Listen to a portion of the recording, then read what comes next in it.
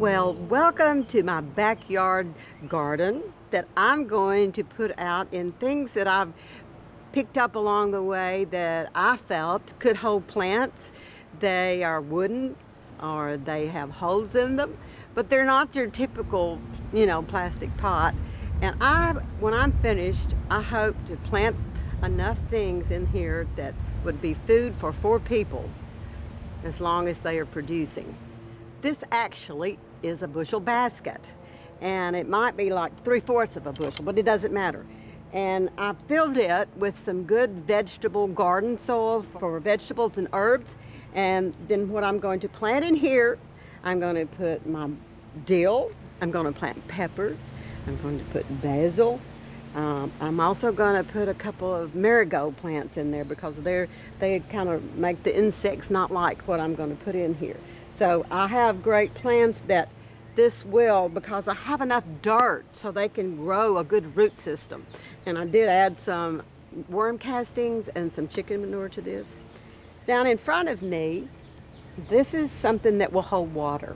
So I'm going to collect rainwater, and believe it or not, I just poured out a full bucket of this from the winter rains. And so I hope to have rain here, and if I think I have mosquitoes, I might put one little drop of bleach in the water to keep this from having mosquito larvae in it.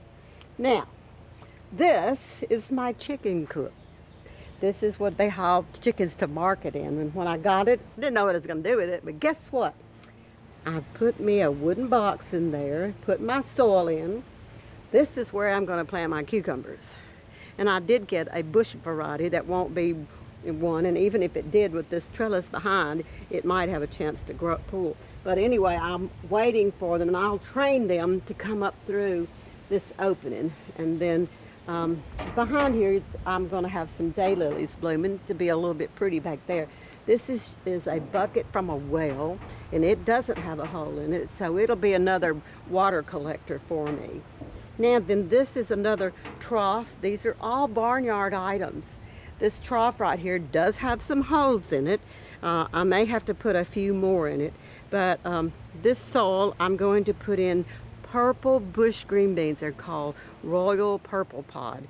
And I'm going to try to get at least 2, 4, 6, 8, 10, 12 plants in here.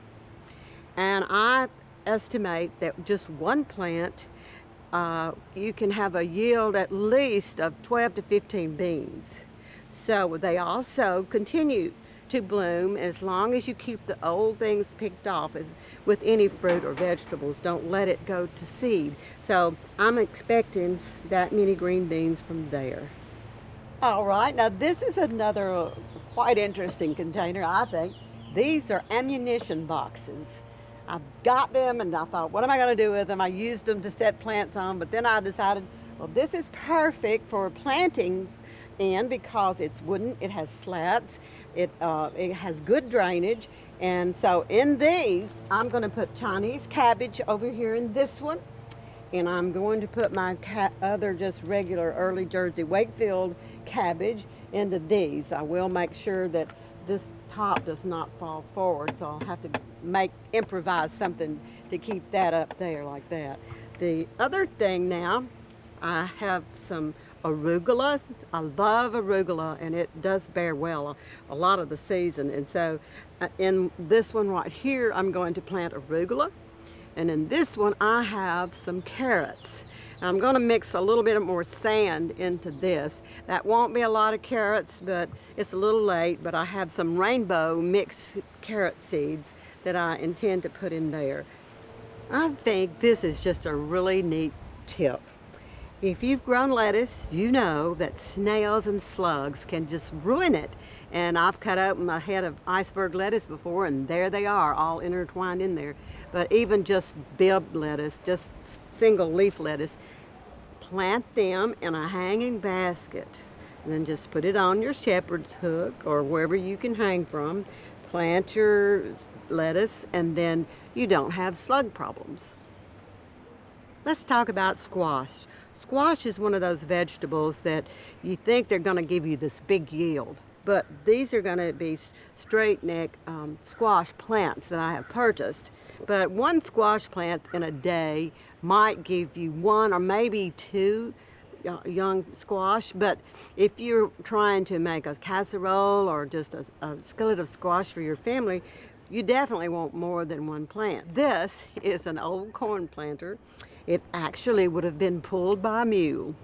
And my friend Ronnie was very happy to bring this and for me to put it in my vegetable garden. So I had squash in it last year and it worked. But now when squash starts to bear, you know, the vine, it will run. So I like, some people say you plant them in a hill, but I don't plant them in the hill. But the theory of planting a squash in a hill is so that it will have something to fall over on when it starts to get a little bit lanky and starts to trail out.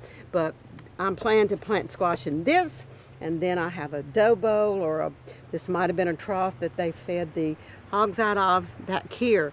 But this right here will be my squash garden.